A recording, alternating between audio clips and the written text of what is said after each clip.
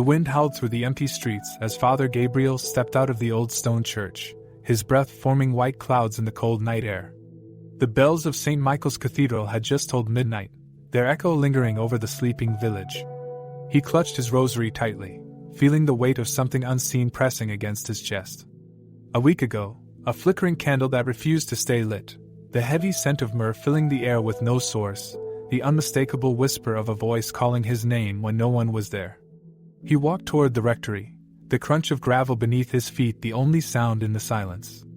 He had spent the past hour in the confessional, listening to the troubled souls of his parishioners, offering absolution to those who sought it. But there was something restless in the air tonight, something beyond the troubles of ordinary men. A shadow moved at the edge of his vision. He turned sharply. The village square was empty. Yet, deep inside, he knew he was being watched. The feeling had been growing stronger each night, like an unspoken warning. Something had entered their town. To ensure that as many people as possible see this video, kindly take a moment to share this video and subscribe to this channel. May this message touch your heart and help to bring you close to the conversation of souls and the conversion of sinners. If you believe so, please type Amen. The night wind moved through the corridors of the monastery like a whisper from an unseen world, brushing against the old stone walls and slipping beneath heavy wooden doors as if it carried messages from something just beyond the veil of sight, and as it moved, it seemed to stir something ancient, something that had been waiting in silence for far too long, something that did not belong to the realm of men yet had found its way into their world. Lingering in the shadows, unseen but undeniably present. In the dimly lit chapel, candles flickered, their flames stretching and trembling as though an unseen breath passed through them, though no draught disturbed the sacred space, only the silent presence of statues standing in eternal devotion, their carved hands clasped in prayer, their solemn faces illuminated by the wavering light, as if even the stone itself knew that something beyond the ordinary was unfolding within these walls. Outside, beyond the monastery's iron gates, the forest stretched in all directions, its deep, ancient silence broken only by the rustling of leaves and the distant cries of unseen creatures that moved beneath the dense canopy, hidden from human eyes but not beyond the knowledge of heaven, and though the world outside remained as it always had been vast, untamed, unknowable within the monastery, a presence had come, and with it, a weight that pressed against the soul like a question waiting to be answered. Father Gabriel stood in the shadows of the nave, his fingers wrapped tightly around his rosary, the worn beads pressing into his palm as if grounding him in the familiar rhythm of faith, though tonight, that faith was tested in ways he had never before imagined, for there was something unnatural in the air, something that did not belong, and though he had spent years learning the signs of divine presence and the whispers of darkness, this was neither, and it unsettled him in a way he could not yet name. He had sensed it the moment the woman arrived, stepping through the monastery's heavy doors 3 nights ago, her cloak soaked from the rain, her voice calm but weighted with something too heavy to be spoken aloud, and though she carried no weapon, no visible mark of danger, he had felt it an echo of something lost, something forgotten, something not meant for this world. She had told him nothing of herself, only that she had traveled far and sought refuge, but the way she spoke, the way she carried herself, made him hesitate, for there was no fear in her, though she claimed to be pursued, and there was no urgency in her, though she insisted she could not stay for long, and in her presence, the very air seemed to shift, as though time itself bent around her. Uncertain whether she was meant to remain, or to pass on like a shadow in the night.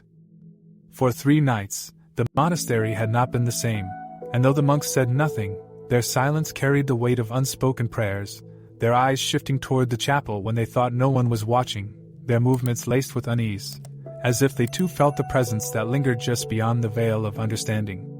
The bells rang at odd hours, though no one had touched them, the candles flickered even in rooms where no breath of air could disturb them, and the monks whispered among themselves of strange dreams, visions of figures standing in the mist outside the gates, watching with eyes that burned like embers in the darkness, and though Father Gabriel had tried to dismiss their fears, had told himself that there was nothing to be concerned about, in his heart, he knew something was coming, something that had been waiting for longer than any of them could comprehend, and tonight, he could no longer turn away from it.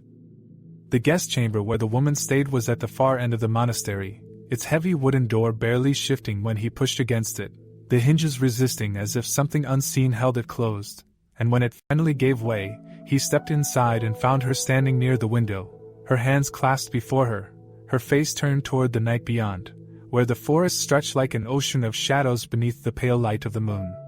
She did not turn when he entered, but he knew she had sensed him, just as she had sensed every movement in this place, every shift in the air, every unspoken question that weighed upon his soul, and though she had given him no reason to fear her, he found himself hesitating, as if stepping too close would unravel something that was not meant to be touched.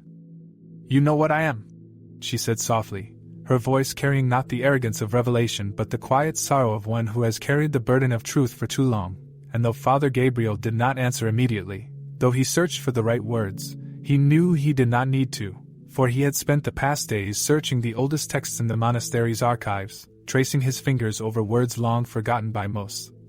Reading of things that should not be, things that existed outside the order of heaven and hell, things that had no place in creation yet had been left to wander between the realms, lost, unseen, and unclaimed. "You are not a demon," he said finally, though the words felt strange in his mouth because he knew that though she was not of hell, she was not of heaven either, and that was what disturbed him most, for in all his years of study, in all his prayers, in all his understanding of the divine order, there was no place for something like her. She turned then, and in the candlelight, he saw her face clearly for the first time, a face that bore no signs of age yet carried the sorrow of centuries, eyes that had seen things no mortal should witness, a soul bound to something beyond the understanding of men, and though she was beautiful, there was nothing comforting in that beauty, for it was the beauty of something untouched by time, something suspended between what was and what could never be. "I was created before the fall," she said, her voice quiet, but in that quietness lay the weight of a truth that could not be denied. "Before the rebellion, before the war, before the choice that was made. I was never meant to stand on either side.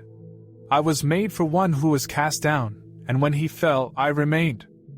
Father Gabriel felt the breath leave his lungs in a slow, measured exhale, his fingers tightening around the beads of his rosary, the prayers forming in his mind even as he struggled to grasp the meaning of her words, and though he had read of such things before, only in fragments, only in records buried deep within the Vatican's most guarded archives, stories of those who had been left behind when the heavens were divided. Those who had no place among the fallen yet could not return to the presence of God. It had never been more than a theory, a whisper, a cautionary tale told by those who dared to question the limits of divine mercy. She should not exist. And yet here she stood. Before he could speak again, the bells rang out suddenly, their deep, resounding chimes filling the monastery with a sound that was neither a call to prayer nor a warning of earthly danger, but something else entirely, something older, something that had not been heard in generations. And outside, the wind had shifted, no longer moving through the trees as before, but pressing against the walls of the monastery as if something unseen sought entry. Something waiting just beyond the threshold. The woman stepped back, her breath unsteady for the first time, her hands trembling as she pressed them to her chest.